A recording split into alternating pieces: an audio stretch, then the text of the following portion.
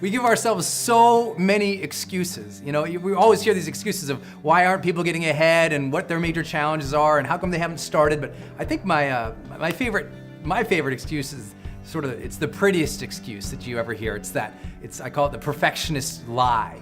It's the perfectionist. It's the person who says, oh, you don't understand. I can't get ahead in my life because, I'm a perfectionist. Or Brendan, I haven't completed that project because you don't understand. I'm a perfectionist. I care about excellence, so I have not completed that yet.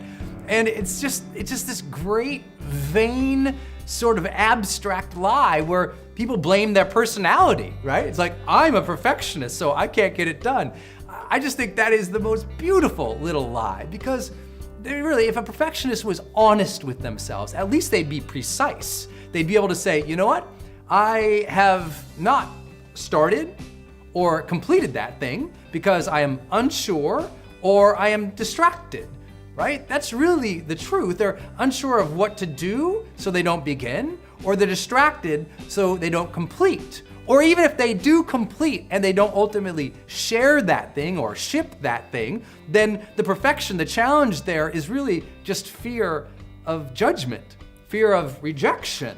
And at some point, we have to be mature and honest with ourselves and stop saying, well, it's because I'm so perfect that this isn't done, and say, actually, maybe it's because I'm a lazy ass, or maybe it's because I'm letting the world distract me and rip me away from my passions and my day, because I haven't taken control over my time. I haven't taken control over the responsibilities I have and arranged them so I can focus on my real passions, my real desires, my real dreams. At some point, we just have to be conscious enough to say, oh, wow, I'm not moving forward because I'm scared. I haven't completed this because I'm distracted. And realizing that scaring feeling, that fear of rejection or failure, it's not gonna go away.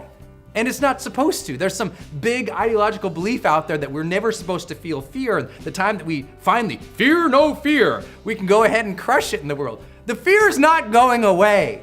It's always going to be there. I've been backstage about to go out in front of thousands and thousands of people, terrified out of my brains. If I sat back there and waited until I was super strong and perfect and certain to go out on stage, I'd never be able to serve.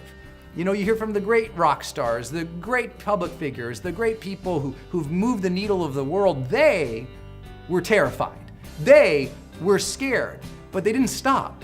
Even with the failure, on their mind, even with the fear in their body, that impulse running, they did it anyway because they used their higher conscious, their higher desire to serve, and they let that.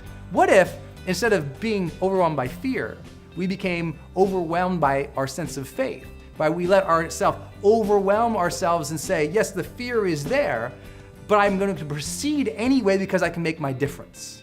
What if instead of getting distracted and keep blaming our distractions on perfection, we actually said, you know what?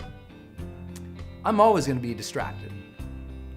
There's always going to be some new thing in the world, some new responsibility, some new whim or want of the people around me to pull me from my very sense of freedom and happiness and joy in life, my very progress. I'm not going to compromise my day to serve everybody else in a way in which I can't at least complete the things that are meaningful to me.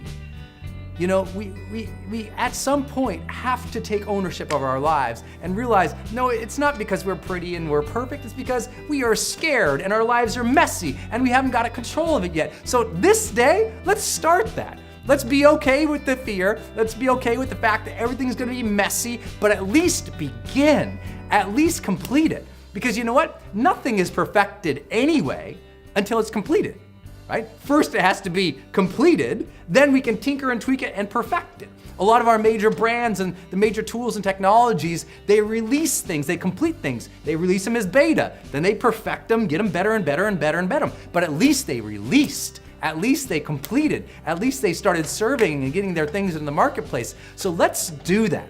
Let's get to work today. Let's stop fooling ourselves and saying, oh, well, it's just got to be so perfect, so I'm not going to begin because you don't understand, Brendan. I have to have things perfect because that's just important to me.